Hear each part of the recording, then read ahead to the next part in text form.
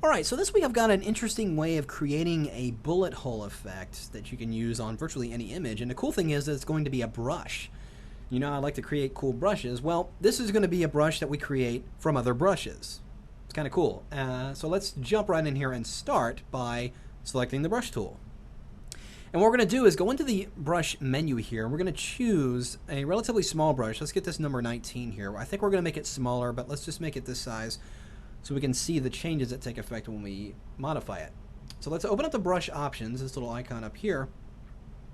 And inside, we want to make sure that we have the shape dynamics checked on, if it isn't already. And inside there, we're going to take the size jitter all the way up to 100. And we're going to also make sure, well, if you're using a pressure-sensitive tablet, you can go ahead and leave the pen pressure on. You can also go ahead and turn it off. It really doesn't matter. And you can just do a little test move here, and that looks pretty good. So let's go ahead and close that. I'm going to make that, as I said, I'm going to make that brush smaller. In fact, we're going to take it down to around 5. Now, it's still got those same properties on there. What I'm going to do is inside the document, let's of course make sure we're using a blank layer. And right in the middle of the document, I'm going to hold down my Shift key and just drag down from top to bottom. And that gives me that line there.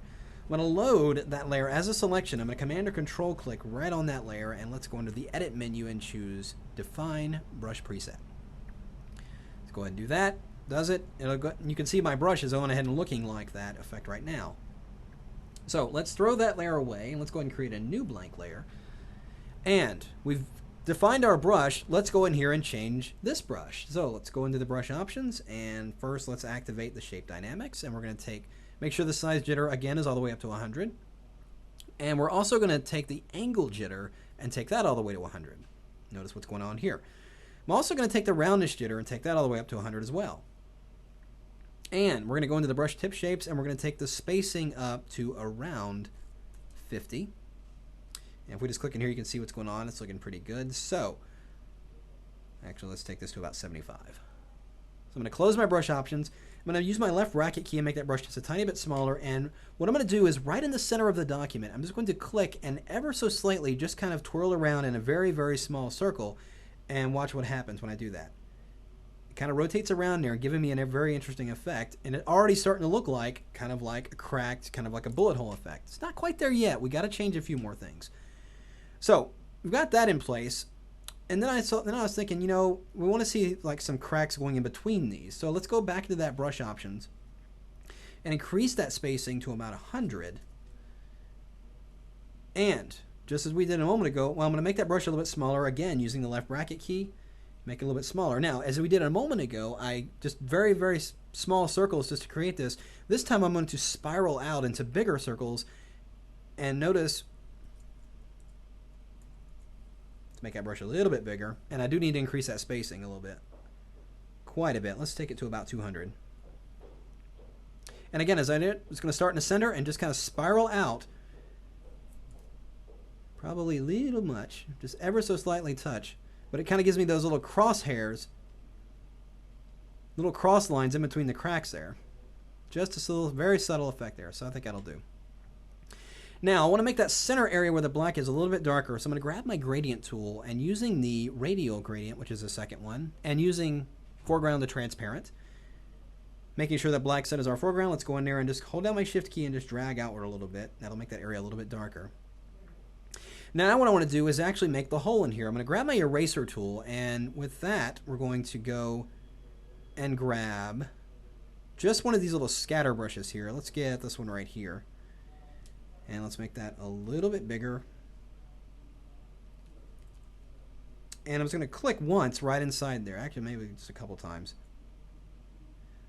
And that'll give me that hole inside of there. So this is all on its own layer. So now what we're going to do is define this as a brush. So let's go ahead and load that layer as a selection. I'm going to Command or Control click directly on there. Under the Edit menu, choose Define Brush Preset. There we have it. All looks cool. So let's create a new blank layer and turn this one off for a moment, and let's test this brush and see how it's going to work. So let's go in here and select that brush. There we see it. So if I click once, you can see looks pretty good. Let's make it a little bit smaller. And this is, again, the beauty of it being a brush. It's not a graphic, and we would have to scale it. But if it was a brush, we could just change the size of the brush, and then we just kind of paint these things around in here. Well, they're all looking the same and they're all sitting in the same rotation. We don't necessarily want that. So we want to kind of random it up. So let's go into the brush options and let's go and activate shape dynamics. And I'm going to take the size jitter back to 0, but we're going to take the angle jitter and leave it at 100. So every time we click, turn the pen pressure off as well.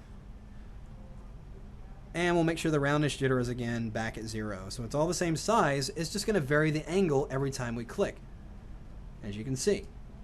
So it's giving me something very different every time. So brush is set. Let's go ahead and apply it to an image that it might work on. Here I have my Super Spy image here. So let's go in here, create a new blank layer. Go and grab that brush. Make it a little bit smaller. Let's go make sure those behaviors are, since we're in a new document, we may have to go here and make sure, yep, we need to activate the dynamics. Angles at 100, size and everything else is down, so let's go in here and just go boom, boom, gotta have the sound effects. And that looks like it might work. Let's put that right there. And all we gotta do now, let's move this layer down and add some text. And there we have a super cool spy image. Now, of course, we're painting in black, so if we wanted to maybe select all those bullet holes and erase them, and let's do it in a color. Let's kind of do this same blue we've got going on down here. And again, just as before, we'll just... Very cool bullet holes right on a brush.